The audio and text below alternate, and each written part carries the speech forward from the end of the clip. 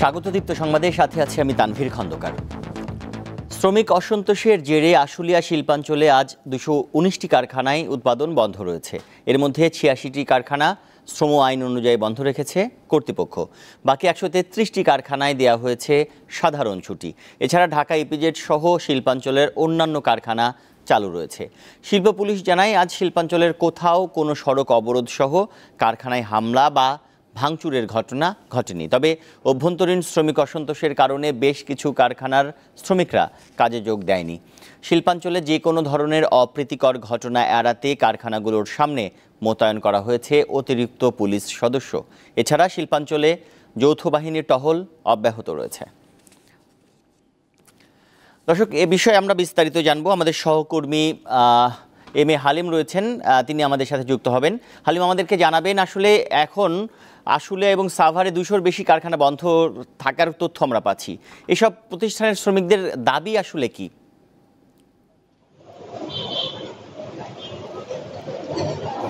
হ্যাঁ তানভীর, আপনি বলছিলেন দাবির বিষয়টি, সেই দাবির বিষয়টি আসলে এখানে আমরা যেমনটি কয়েকদিন দেখতে পেয়েছি, আসলে দাবি কিন্তু শ্রমিকদের বিভিন্ন সময় আমরা দেখতে পেয়েছি টিফিন ভাতা এবং অন্যান্য যে ভাতা, সেইরকম আসলে ছোট কিছু দাবি নিয়ে তারা আন্দোলন চালিয়ে যাচ্ছিলেন এবং সেই সাথে অনেকেই কিন্তু বকেয়া বেতনের বিষয়টি তারা বলছিলেন।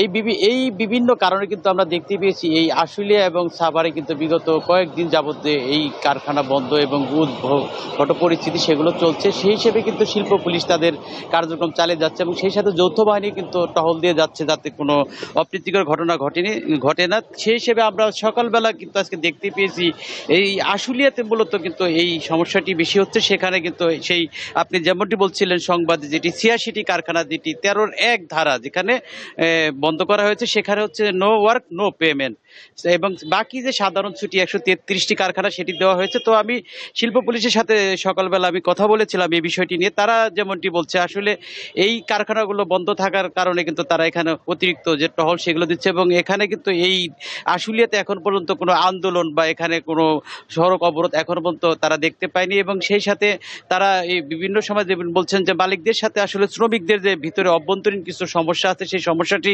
তারা মালিকদেরকে বারবার তারা আহ্বান করছেন যাতে এই সমস্যাগুলো তারা মিটিয়ে ফেলেন।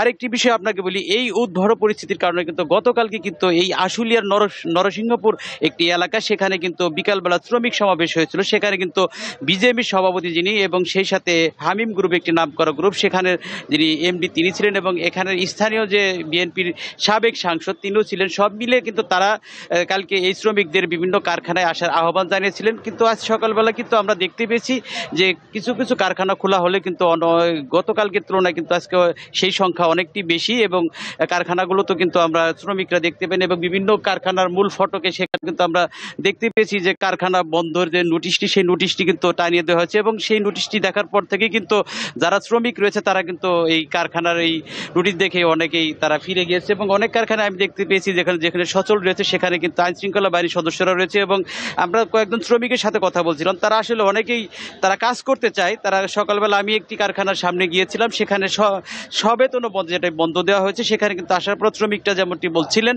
তারা আসলে কারখানায় কাজ করতে চায়, তারা কিন্তু বেকার থাকতে চায় না বা তাদের কর্ম পরিবেশের বাইরে তারা বাসায় থাকতেও তাদের ভালো লাগে না। কিন্তু তারপরেও কিন্তু বিগত কয়েকদিনে আমরা কিছু ঘটনা, যেটি আইন শৃঙ্খলা বাহিনীর সদস্যরা বলেছেন, যেখানে এই পোশাক শিল্পের যে ঝুট একটি অন্যতম আকর্ষণীয় একটি ব্যবসা যারা রাজনীতিবিদরা করে থাকেন এবং যারা প্রভাবশালী তারা করে থাকে, সেই ঝুট ব্যবসার কিছু কারণে কিন্তু এই গার্মেন্টস শিল্পে একটি অস্থিতিশীল অবস্থা বিরাজ করছিলেন। সেই বিষয়টি কিন্তু আইন শৃঙ্খলা বাহিনীর সদস্যরা মাথায় রেখে তারা বিশেষ অভিযান পরিচালনা করছেন। তারপরেও কিন্তু আমরা আজকে সকালবেলা দেখতে পাচ্ছি যে এই শিল্পাঞ্চল আশুলিয়াতে কিন্তু অনেকটাই কিন্তু আমরা দেখতে পাচ্ছি যে কর্মবিমুখ অবস্থা এবং উৎপাদন বন্ধ রয়েছে এবং সেই সাথে আমরা দেখতে পাচ্ছি এখানে আইন শৃঙ্খলা বাহিনীর সদস্য তারাও অবস্থান করছে না ঘটে। তো এই ছিল আমার কাছ থেকে শিল্পাঞ্চল আশুলিয়ার সর্বশেষ। তানভীর। আসলে থেকে আমাদের সহকর্মী এম এ হালিম জানাচ্ছিলেন শ্রমিক অসন্তোষের কথা। এবার গাজীপুরের খবর জানতে চাই। গাজীপুরের এই শ্রমিক অসন্তোষের খবর জানতে আমরা সহকর্মী জাহাঙ্গীর আলম আমাদের সাথে যুক্ত হবেন। জাহাঙ্গীর, আমাদেরকে জানাবেন আসলে গাজীপুরে কোন কোন কারখানা বন্ধ আছে, সার্বিক পরিস্থিতি কেমন এবং আইনশৃঙ্খলা বাহিনীর তৎপরতা কেমন দেখছেন সেখানে?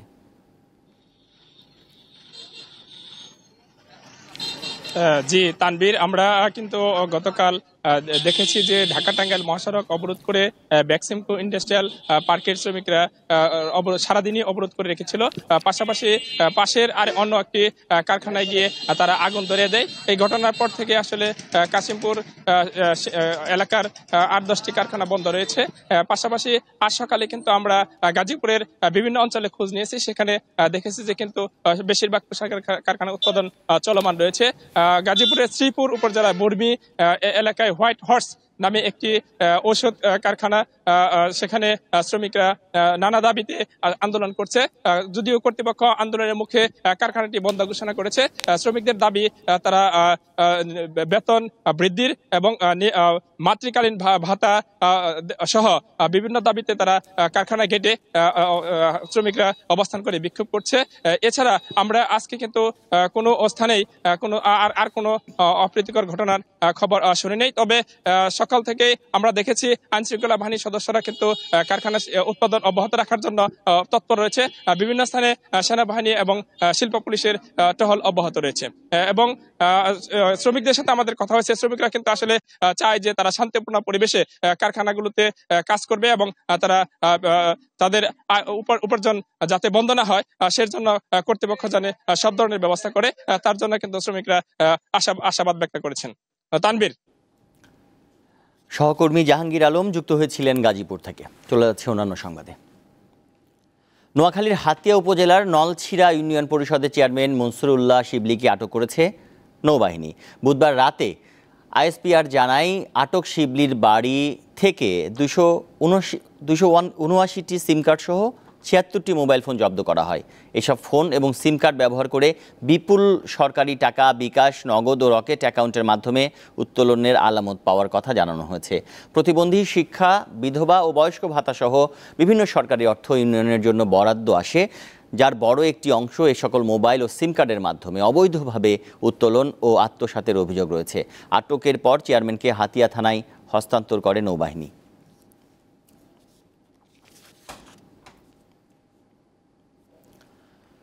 মানুষের প্রতিনিধিত্ব ও স্বার্থ নিশ্চিত করতে বিভিন্ন ক্ষেত্রে সংস্কারের জন্য 6টি কমিশন গঠন করেছে অন্তর্বর্তী সরকার। বুধবার সন্ধ্যায় জাতির উদ্দেশ্যে দেয়া ভাষণে প্রধান উপদেষ্টা ডক্টর মোহাম্মদ ইউনূস জানান, 1 অক্টোবর থেকে কাজ শুরু করবে এসব কমিশন। ভাষণে কলকারখানা চালু রাখতে মালিক শ্রমিক উভয় পক্ষের প্রতি দায়িত্বশীল ভূমিকা রাখার আহ্বান জানান তিনি। শপথ গ্রহণ করতেছি যে আমি আইন অনুযায়ী গত 8 আগস্ট অন্তর্বর্তীকালীন সরকারের দায়িত্ব নেয়ার পর তৃতীয়বারের মতো জাতির উদ্দেশ্যে ভাষণ নিয়ে আসলেন প্রধান উপদেষ্টা ডক্টর মোহাম্মদ ইউনূস। বুধবার সন্ধ্যায় রাষ্ট্রীয় টেলিভিশন বিটিভিতে প্রচারিত এ ভাষণে দেশের সার্বিক বিষয় নিয়ে কথা বলেন তিনি। সবাইকে আমার সালাম জানাচ্ছি। আধা ঘন্টার এই ভাষণে তিনি তৈরি পোশাক ও ওষুধ শিল্পকে দেশের গৌরব উল্লেখ করে এসব শিল্পের মালিক ও শ্রমিকদের কারখানা সচল রাখার আহ্বান জানান। শ্রমিক ভাই বোনদের অনেক দুঃখ আছে, কিন্তু সেই দুঃখ প্রকাশ করতে গিয়ে আপনাদের মূল জীবিকা বন্ধ হবার উপক্রম হলে সেটা ঠিক হবে না। দেশের অর্থনীতি ধ্বংসপ্রাপ্ত হলে সেটা ঠিক হবে না।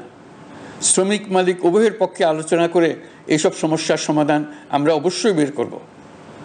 আপনারা কারখানা খোলা রাখুন, অর্থনীতির চাকা সচল রাখুন। মাঠ প্রশাসনকে জনবান্ধব, দুর্নীতিমুক্ত ও জবাবদিহিমূলকভাবে গড়ে তোলার উদ্যোগ নেওয়া হয়েছে জানিয়ে তিনি বলেন, প্রতি বছর সরকারি চাকরিজীবীদের সম্পদ বিবরণী জমা দিতে হবে। ভাষণে 6টি প্রতিষ্ঠানের সংস্কারের কথাও জানান তিনি। নির্বাচন ব্যবস্থা সংস্কার কমিশনের প্রধান হিসেবে দায়িত্ব পালন করবেন ডক্টর বদিউল আলম মজুমদার। পুলিশ প্রশাসনে সরফরাজ চৌধুরী, বিচার বিভাগে বিচারপতি শাহ আবু নাইম মমিনুর রহমান, দুর্নীতি দমনে ডক্টর ইফতেখারুজ্জামান, জনপ্রশাসনে আব্দুল মুঈদ চৌধুরী এবং সংবিধান সংস্কার কমিশনের প্রধান হিসেবে ডক্টর শাহদিন মালিক দায়িত্ব পালন করবেন। তাঁদের কাজ নিয়েও ধারণা দেন প্রধান উপদেষ্টা। পূর্ণাঙ্গভাবে গঠিত হওয়ার পর কমিশন আনুষ্ঠানিকভাবে তাদের কাজ আগামী 1 অক্টোবর থেকে শুরু করতে পারবে বলে আমি আশা করছি এবং এটি পরবর্তী 3 মাসের মধ্যে সম্পন্ন হবে বলে আমরা ধারণা করছি। কমিশনের রিপোর্টের ভিত্তিতে সরকার পরবর্তী পর্যায়ে প্রধান রাজনৈতিক দলগুলোর সাথে পরামর্শ সভার আয়োজন করবে। চূড়ান্ত পর্যায়ে ছাত্র সমাজ, নাগরিক সমাজ, রাজনৈতিক দলের প্রতিনিধি, সরকারের প্রতিনিধি নিয়ে ব্যাপক ভিত্তিক 3 থেকে 7 দিন ব্যাপী একটি পরামর্শ সভার ভিত্তিতে সংস্কার ভাবনার রূপরেখা চূড়ান্ত করা হবে। গত 1.5 দশকে জ্বালানি খাতে যে আইন ব্যবহার করে সরকারি অর্থ লুটপাট করা হয়েছে সেই আইন বাতিলের কথাও জানান প্রধান উপদেষ্টা। সরকার দায়িত্ব গ্রহণের পর জনপ্রত্যাশা অনুযায়ী বিদ্যুৎ, জ্বালানি ও খনিজ সম্পদ মন্ত্রণালয় হতে বিদ্যুৎ ও জ্বালানির দ্রুত সরবরাহ বৃদ্ধি আইনের অধীনে চলমান সকল প্রকার নেগোসিয়েশন, প্রকল্প বাছাই এবং ক্রয় প্রক্রিয়াকরণ কার্যক্রম আপাতত স্থগিত করা হয়েছে। গত ১.৫ দশকে এই আইন ব্যবহার করে লক্ষ কোটি টাকা লুটপাট হয়েছে। বিদ্যুৎ, জ্বালানি ও খনিজ সম্পদ মন্ত্রণালয়ের আওতাধীন কোম্পানিসমূহে অধিকতর স্বচ্ছতা ও জবাবদিহিতা আনার লক্ষ্যে কোম্পানিসমূহের পরিচালনা পর্ষদ পুনর্গঠন করা হয়েছে। গণ অভ্যুত্থানে শহীদ পরিবারের পুনর্বাসন ও আহতদের চিকিৎসা সেবায় সহায়তায় জুলাই গণহত্যা স্মৃতি ফাউন্ডেশনে সকলকে অনুদান দেওয়ার আহ্বান জানান ডক্টর ইউনূস। তাদের পরিবারের সম্পূর্ণ দায়িত্ব এই ফাউন্ডেশন গ্রহণ করছে। মিজানুর রহমান, দীপ্ত সংবাদ, ঢাকা। রাইড শেয়ারিং অ্যাপ পাঠাও এর সহ প্রতিষ্ঠাতা বাংলাদেশি বংশোদ্ভূত ফাহিম সালেহকে হত্যার অভিযোগে টাইরেস হসপিটালকে 40 বছরের কারাদণ্ড দিয়েছে যুক্তরাষ্ট্রের আদালত। স্থানীয় সময় মঙ্গলবার নিউ ইয়র্কের ম্যানহাটনের একটি আদালত এই রায় দেয়। 2020 সালের 13 জুলাই নিউ ইয়র্কে নিজের ফ্ল্যাটে নৃশংসভাবে খুন হন ফাহিম সালেহ। সালেহের $4 লাখ চুরি করেছিলেন তার ব্যক্তিগত সহকারী হাসপেল। সেই সময় তার বয়স ছিল মাত্র 21 বছর। অর্থ চুরির ঘটনাকে লুকাতে তাকে হত্যার পরিকল্পনা করেন হাসপেল। হত্যার পর ইলেকট্রিক করাত দিয়ে তার দেহ খণ্ড বিখণ্ড করেন তিনি। যুক্তরাষ্ট্রের প্রেসিডেন্ট নির্বাচনের 2 প্রার্থীর প্রথম সরাসরি বিতর্কের উপর নজর ছিল সারা বিশ্বের। তাদের বাকযুদ্ধের অন্যতম অনুষঙ্গ ছিল রাশিয়া ইউক্রেন যুদ্ধ, ফিলিস্তিনের ওপর ইসরায়েলি আগ্রাসন ও চীন তাইওয়ান ইস্যু। বিতর্কে রুশ প্রেসিডেন্ট ভ্লাদিমির পুতিনকে এক নায়ক বললেন কমলা হ্যারিস। এতে বিরক্তি প্রকাশ করেছে ক্রেমলিন। দেশটির গণমাধ্যমগুলোতে এ বিষয়টি উঠে এসেছে। এদিকে রাশিয়ার বিরুদ্ধে যুদ্ধে ইউক্রেনের জয় চান কিনা এমন প্রশ্ন এড়িয়ে যান ট্রাম্প। এ বিষয়টি ক্রেমলিন ইতিবাচকভাবে নিয়েছে, তবে কিয়েভের জন্য যা উদ্বেগ সৃষ্টি করেছে। বিতর্কে কমলা বলছেন, 21 শতাব্দীর লড়াইয়ে যুক্তরাষ্ট্র জিতবে, চীন নয়। চীনা পণ্যের ওপর 60% শুল্ক আরোপের পরিকল্পনার কথাও জানান তিনি। স্থিতিতে টেস্ট সিরিজ খেলতে আসবে কি না তা আগামী সপ্তাহে জানাবে সাউথ আফ্রিকার ক্রিকেট বোর্ড। তবে এরই মধ্যে বিসিবি নিশ্চিত করে ফেলেছে আফ্রিকার বিপক্ষে টেস্ট ম্যাচ হবে কোন ভেন্যুতে। 2 ম্যাচের টেস্ট সিরিজ খেলতে আগামী 16 অক্টোবর বাংলাদেশে আসার কথা প্রোটিয়াদের। 21 অক্টোবর শুরু হওয়া প্রথম টেস্ট হবে মিরপুরের শেরে বাংলা স্টেডিয়ামে, আর 29 অক্টোবর দ্বিতীয় ও শেষ টেস্ট হবে চট্টগ্রামের জহুর আহমেদ চৌধুরী স্টেডিয়ামে। 2015 সালে বাংলাদেশে শেষবার এসেছিল সাউথ আফ্রিকা। টি-20 সিরিজ 2-0 ব্যবধানে হারলেও বাংলাদেশ ওয়ানডে সিরিজ জিতেছিল 2-1 ব্যবধানে। আর বৃষ্টির কারণে সিরিজের 2টি টেস্টই ড্র হয়।